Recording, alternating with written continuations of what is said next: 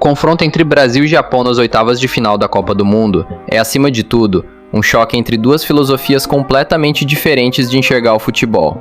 De um lado, uma seleção que construiu sua identidade através da disciplina, da organização e da força do coletivo. Do outro, uma equipe que historicamente se apoia na criatividade, no talento individual e na capacidade de decidir jogos em momentos de inspiração. O Japão talvez seja uma das seleções mais organizadas de todo o torneio. Mesmo não possuindo o mesmo nível técnico das grandes potências do futebol mundial, os japoneses conseguem compensar essa diferença através de uma estrutura tática extremamente bem trabalhada. É uma equipe que raramente perde sua organização durante as partidas. Quando está defendendo, mantém suas linhas muito próximas e fecha os espaços pelo centro do campo. Quando está atacando, utiliza muita movimentação, trocas rápidas de passes e uma circulação de bola bastante intensa. Talvez a principal característica do Japão seja justamente a sua disciplina tática. Cada jogador parece entender perfeitamente o seu papel dentro da equipe. Os movimentos são coordenados, os espaços são ocupados de forma inteligente e dificilmente a equipe se desorganiza por conta de um lance individual. Esse tipo de comportamento faz do Japão um adversário extremamente complicado em jogos de mata-mata. Em muitas ocasiões, seleções tecnicamente superiores encontram enormes dificuldades, justamente porque os japoneses conseguem transformar a partida em uma verdadeira batalha tática.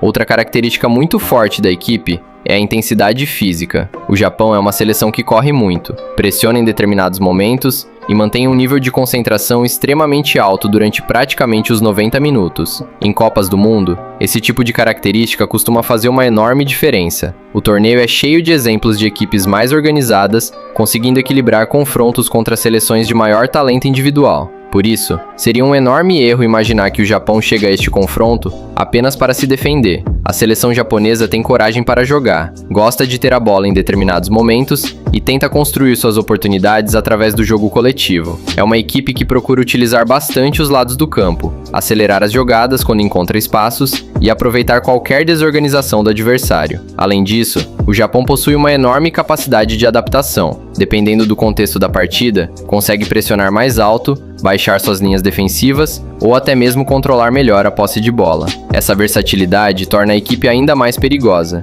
Por outro lado, o Brasil chega para este confronto vivendo um dos seus momentos mais interessantes dos últimos anos. Historicamente, a seleção brasileira sempre se destacou pela criatividade, pelo improviso e pela capacidade de decidir partidas através de momentos de genialidade. Durante décadas, o futebol brasileiro construiu sua identidade em cima do talento individual. Mesmo em partidas complicadas, sempre existia a sensação de que um lance poderia mudar completamente o rumo do jogo, mas ao mesmo tempo, a seleção também foi criticada em alguns momentos pela falta de equilíbrio coletivo e pela excessiva dependência de suas individualidades. Agora, a situação parece um pouco diferente. Sob o comando de Carlo Ancelotti, o Brasil vem demonstrando uma capacidade maior de controlar partidas, entender os diferentes momentos do jogo e adaptar sua estratégia de acordo com o adversário. A equipe continua sendo extremamente perigosa quando encontra espaços para acelerar as jogadas, mas também parece mais madura para administrar resultados e controlar emocionalmente as partidas. Essa talvez seja a maior evolução da seleção.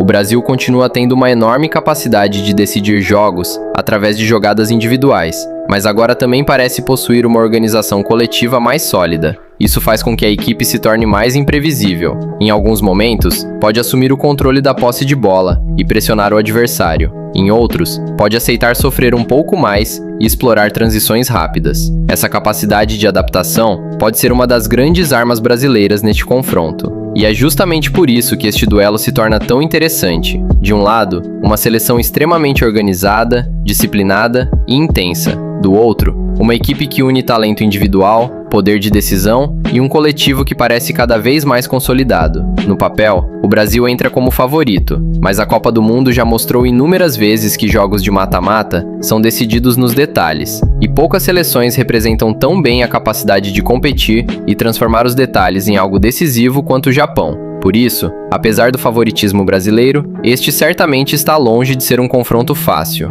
Mas se o Brasil entra como favorito, quais são os caminhos para a classificação?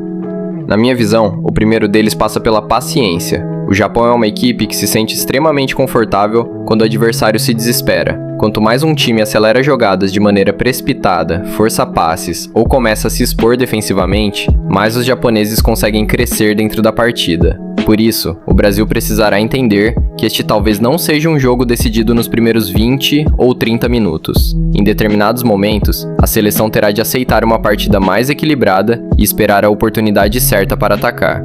Outro fator importante será a intensidade. O Japão corre durante os 90 minutos e raramente diminui seu ritmo de jogo. Se o Brasil repetir alguns momentos de queda de intensidade que já aconteceram nesta Copa, poderá acabar dando ao adversário uma confiança enorme para crescer na partida. Além disso, a seleção precisará ter muito cuidado defensivamente. Uma das grandes virtudes japonesas é a capacidade de aproveitar erros do adversário. É uma equipe que se movimenta muito, ocupa bem os espaços e sabe acelerar rapidamente quando encontra uma defesa desorganizada. Por isso, erros técnicos, perdas de bola em zonas perigosas ou momentos de desconcentração podem custar muito caro. Ao mesmo tempo, o Brasil possui características que podem causar muitos problemas ao Japão. A primeira delas é o talento individual. Por mais organizado que um sistema defensivo seja, existem momentos em que a qualidade técnica acaba fazendo a diferença. Uma jogada de velocidade, um drible, um passe diferente ou uma finalização de alto nível podem decidir completamente um confronto de mata-mata. A segunda grande arma brasileira é a sua capacidade de adaptação. Talvez pela primeira vez em muitos anos, a seleção parece confortável jogando de maneiras diferentes. Pode assumir a posse de bola, pode explorar contra-ataques e também consegue administrar determinados momentos da partida sem a necessidade de atacar o tempo todo. Isso torna o Brasil uma equipe mais imprevisível, e em jogos eliminatórios, a imprevisibilidade costuma ser uma enorme vantagem.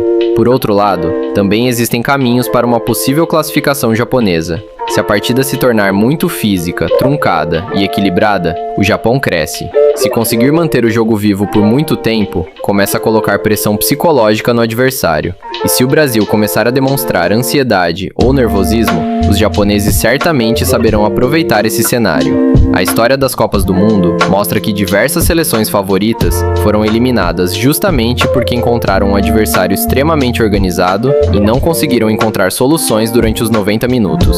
É exatamente por isso que este confronto merece tanto respeito.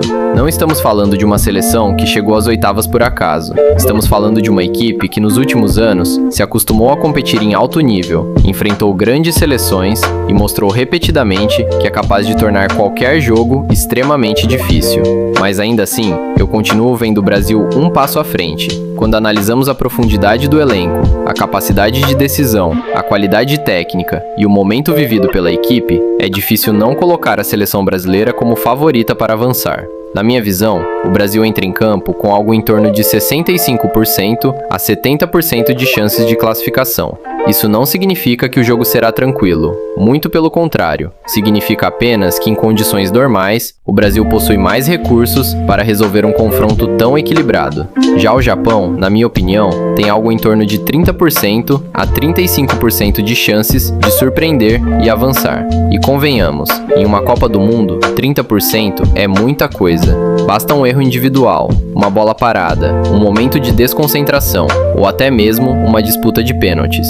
Por isso, talvez o maior erro que a seleção brasileira poderia cometer seria entrar em campo acreditando que a classificação acontecerá naturalmente, porque ela não vai. O Japão exigirá concentração máxima, intensidade e um nível de atuação muito alto. Se o Brasil jogar o futebol que vem apresentando, mantiver sua organização e conseguir impor a sua qualidade técnica, as chances de classificação são grandes.